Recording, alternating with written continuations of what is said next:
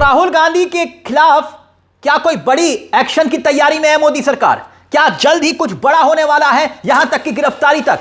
बकायदा मोदी सरकार के मंत्री तो खुलेआम यह बात कह रहे हैं कि राहुल गांधी जिस तरह से बात कर रहे हैं राहुल गांधी को लेकर, वो संकेत बहुत बड़ा है। एप्स्टीन फाइल के मामले को जब से राहुल गांधी ने उठाया है, तब से मोदी सरकार एक अंदर से बेचैन दिखाई दे रही है। एक बड़े एक्शन की तैयारी हो रही है, यानी हरदीप पुरी के मामले से ध्यान भटकाने के लिए क्या मोदी सरकार राहुल गांधी के खिलाफ कोई बड़ा एक्शन तक ले सकती है? यह बात क्यों कही जा रही है? खबर बहुत हैरान करने वाली है, क्योंकि मोदी जी के एक मंत्री ने एक ऐसा बयान दे दिया है जो देश के भीतर एक नई बहस छेड़ सकता है। यहां तक कह दिया राहुल गांधी को लेकर किस कदर मोदी सरकार फंसी हुई है कि उन पर एक्शन लेने तक की बात हो रही है। मोदी सरकार के मंत्री ने जो बोला है ना, वो हैरान करने वाला है। एप्स्टीन फाइल का मुद्दा आप जानते हैं, राहुल गांधी ने संसद के भीतर उठाया। सबसे पहले पूरे देश में अगर किसी ने एप्स्टीन के मामले पर चुप्पी तोड़ने की कोशिश की तो वो राहुल गांधी है। हरदीप पुरी का नाम सामने लाकर रख दिया, और हरदीप पुरी को खुद सामने आकर यह बात स्वीकार करनी पड़ी कि हां, मैं 3-4 बार एप्स्टीन से मिला।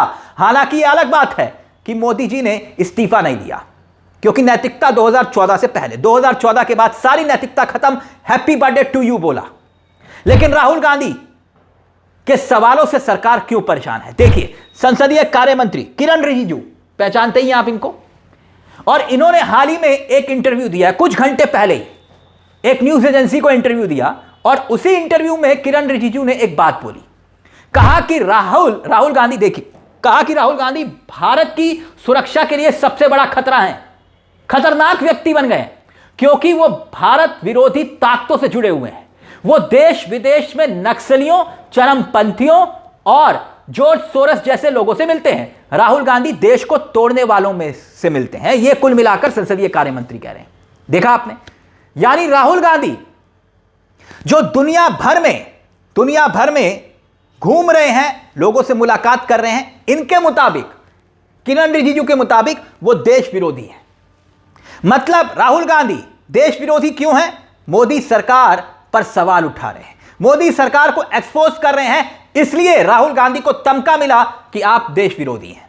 और अगर राहुल गांधी देश विरोधी है तो फिर सरकार 12 सालों से मोदी जी की सरकार है, तो राहुल गांधी को अब तक खुला क्यों छोड़ रखा है, जेल में क्यों नहीं डाला?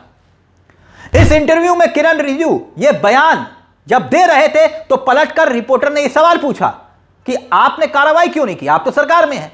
तो संसदीय कार्य मंत्री जानते हैं क्या कहते हैं? यही किरण रिजिजू कहते हैं, कार्रवाई जब करनी होगी तब करेंगे, यहां बैठकर आपको थोड़ी बताएंगे। मतलब कमाल की बात है, एक ऐसा शख्स जो एलओपी के पद पर, और एलओपी का पद, नेता विपक्ष का पद, कोई छोटा पद नहीं, तो संवैधानिक पद है। वो देश के हर कोने में घूम रहे हैं, देश के लोगों से मुलाकात कर रहे हैं। भारत सरकार के मंत्री कहते हैं वो जॉर्ज सोरस से मिलते हैं, चरमपंथियों से मिलते हैं, कट्टरपंथियों से मिलते हैं। तो उन पर कार्रवाई क्यों नहीं करती भारत सरकार? मोदी की सरकार उन पर कार्रवाई क्यों नहीं करती? जो शख्स भारत सरकार की नजरों में देश विरोधी है, तो फिर आखिरकार राहुल गांधी को यूं खुला क्यों छोड़ रखा है? हिम्मत जुटाइए। अच्छा, यानी राहुल गांधी वो व्यक्ति जिनके पिता राजीव गांधी देश के लिए शहीद हो गए, जो उनकी दादी है इंदिरा गांधी, वो भी देश की खातिर, और फिर उनको कहा गया कि आप राष्ट्र विरोधी हैं, देश विरोधी हैं। यानी राहुल गांधी जब यूं समझिए कि मोदी सरकार जब फंसती है तो जॉर्ज सोरस को आगे करती है। अब जॉर्ज सोरस कितने बड़े अपराधी हैं ये तो जांच का विषय है, लेकिन मोदी जी के एक मंत्री खुद कबूल कर रहे हैं कि मैं 3-4 बार एप्स्टीन से मिला, यानी उस व्यक्ति से जो दुनिया का सबसे अय्याश, जिसकी फाइल सामने आई, वो व्यक्ति। और राहुल गांधी की टीम ने तो खुलकर सब कुछ सामने रख दिया। रिसर्च टीम ने, पवन खेड़ा ने बताया, विस्फोटक खुलासा किया कि हरदीप पुरी 3-4 बार नहीं मिले। एप्स्टीन से 3-4 बार मिलने की बात हरदीप पुरी ने झूठ बोली। पवन खेड़ा के मुताबिक कि भाई कम से कम 14 बार हरदीप पुरी एप्स्टीन से मिले। ना सिर्फ 14 बार मिले, बल्कि 60 से ज्यादा बार दोनों के बीच में ईमेल्स एक्सचेंज हुए। यानी एक ने मेल किया, दूसरे ने मेल का जवाब दिया। 30 के आसपास हरदीप पुरी ने खुद एप्स्टीन को मेल किए, और हरदीप पुरी का नाम सामने आने के बाद भी मोदी की सरकार चुप है। और पवन खेड़ा यह दावा कर रहे हैं कि हरदीप पुरी ने प्रेस कॉन्फ्रेंस में भी यह बात कबूल की कि मैं 3-4 बार मिला, लेकिन वो झूठ बोले। आप सोचिए, मोदी जी के मंत्री कह रहे हैं कि राहुल गांधी नक्सलियों से मिलते हैं, चरणपंथियों से मिलते हैं, तो फिर भारत की सरकार के पास सारी जानकारी होनी चाहिए। क्यों? क्योंकि राहुल गांधी ना सिर्फ एलओपी है, बल्कि भाई कैबिनेट मंत्री के बराबर की सुरक्षा होती है नेता विपक्ष के पास। इसके साथ साथ राहुल गांधी पूर्व प्रधानमंत्री के परिवार से आते हैं, तो फिर उनके पास सुरक्षा अलग से है। गृह मंत्रालय के पास पूरी जानकारी होगी, क्योंकि सुरक्षा गृह मंत्रालय के अधीन है। तो राहुल गांधी कहां जा रहे हैं, किससे मिल रहे हैं, कब मिल रहे हैं, क्यों मिल रहे हैं, तो ये सारी जानकारी तो सरकार के पास पहुंच ही रही होगी। तो फिर संसदीय कार्य मंत्री को देश के सामने यह बता देना चाहिए कि आखिरकार वो कौन सी देश विरोधी ताकतें हैं जिनसे राहुल गांधी अकेले में मिल रहे हैं। 14 बार एप्स्टीन से मिले हरदीप पुरी, यह जानकारी तो मंत्री जी नहीं दे रहे, लेकिन राहुल गांधी मिले किन किन नक्सलियों से, चरमपंथियों से, उसकी जानकारी तो उपलब्ध करवा दे कम से कम मंत्री जी। यह आखिरकार हो क्यों रहा है, जरा सोच कर देखिए। राहुल गांधी को लेकर संसदीय कार्य मंत्री ने यह बयान क्यों दिया होगा? क्या लगता है आपको?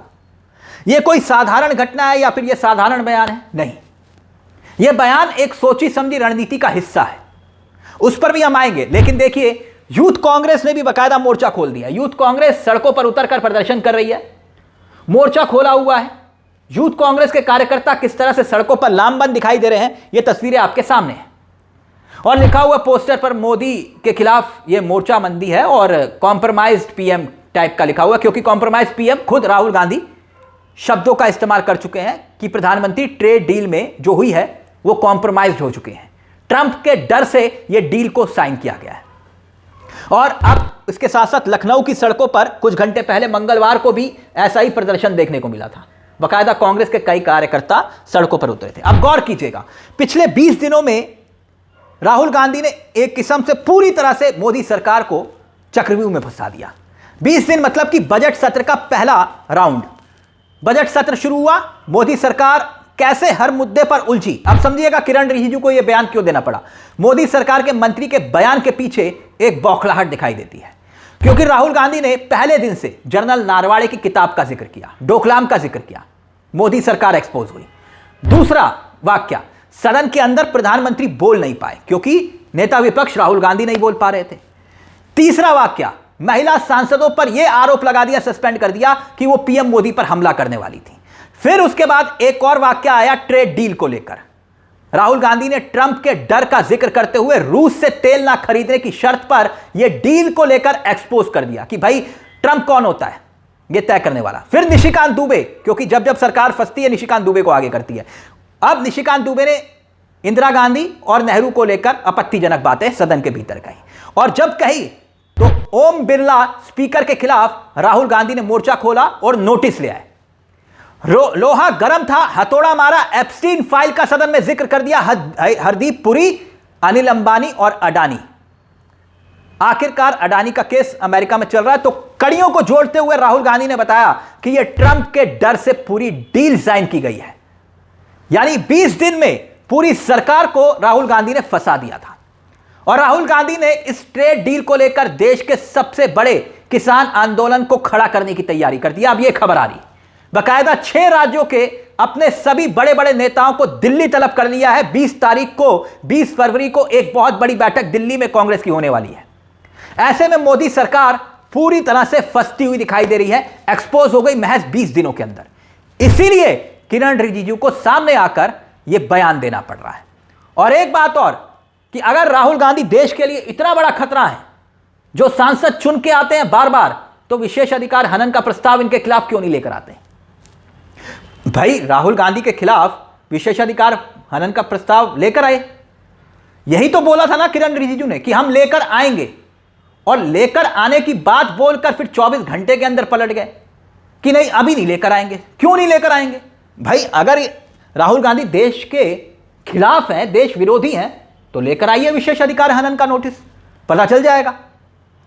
क्योंकि निशिकांत दुबे तो एक मोशन आगे प्रेजेंट कर चुके हैं, वो किसके कहने पर कर चुके हैं, क्यों कर चुके हैं, वो सब जानते हैं।